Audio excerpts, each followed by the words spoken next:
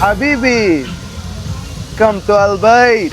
Ay mga kalulu, ang sikat at trending na Arabic cuisine ay meron na dito sa Maynila. May kasabihan nga sila dito money back guarantee pag hindi ka nasarapan.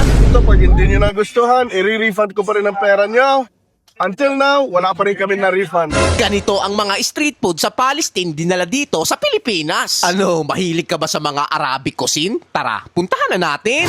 Sa unang kagat, mapapalot ka sa sarap. No, mali! Unang kagat, mapapalulo ka sa sarap.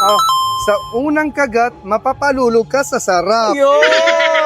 Hi, good evening. Yes. That's Arabic food. Arabic food? Yes. What kind of Arabic food? So we are Palestinians. Palestinians. Yes, from Palestine in the Middle East.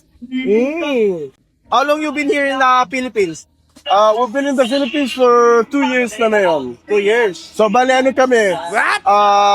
Half Filipino, half Palestinian. Tatagalog pala kayo, bossing. Nahirapan niyo pa ako. Natumugo ilong. Hindi magtagalog kapatid ko. Oo, syempre, basta putol-putol. Putol-putol. Oo, pero Namin. yun, di nadudugo ilong natin. Yun, boss, ano yung tinitinda yung pagkain dito? Ano ba yan? Bali, may available kami dito, bossing, na may beef kebab, may shish tawuk, at may chicken biryani, Chicken biryani. may chicken wings din kami, Wow. Chicken skin. Chicken skin, yun. Ang dami. at yung samosa. Samosa. Meron din silang samosa. Yun. Tingnan oras kayo nag-open dito at saka nagsasarap.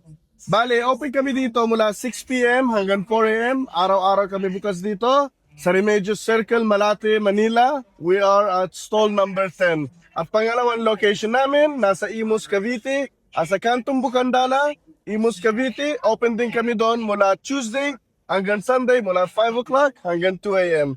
I-type nyo lang doon sa Google, Albayt Arabic Cuisine, at matatanggap nyo yung location natin po. Yun, napakadali lang nyo palang makita. Madali lang i-search sa Google Map. Sige boss, bigyan mo ako ng mga bestseller mo dyan. Tikman natin yung Arabic cuisine. Galing pa talaga ng Palestine. Yes, yan ang flavor namin. Bale, ito yung street food namin doon sa Palestine. Kahit anong kanto doon, ito magkita mo binibenta namin. Ito yung lagi. Especially, ang ininihaw-ihaw na beef kebab at shish tawuk.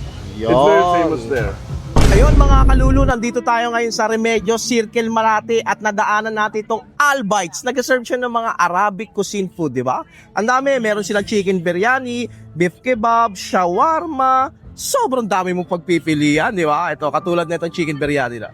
Kita mo naman yung serving. Talagang authentic to. Grabe.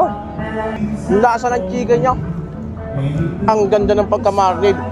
Kala mo may pagka-Indian style siya pero galing siya ng Palestine. Ito naman yung beef kebab niya.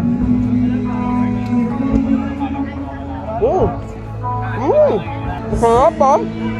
Lasa niya is beef na mapaminta. Kung explain mo siya bilang Pilipino,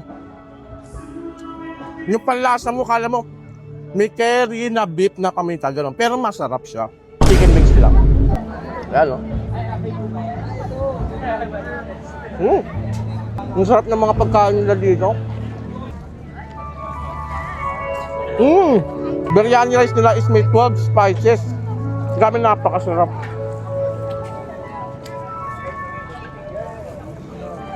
Kung naghahanap ka ng masarap na Arabic cuisine na foods, yan. Pwede nyo sila dayuhin dito sa may Remedios Circle, Malate, Manila. Madali mo lang sila makikita dahil sa itsura pa lang nila makikita mo talagang mga taga-Arabic. Sulit na sulit, panalo-panalo. Habibi, come to Albayt.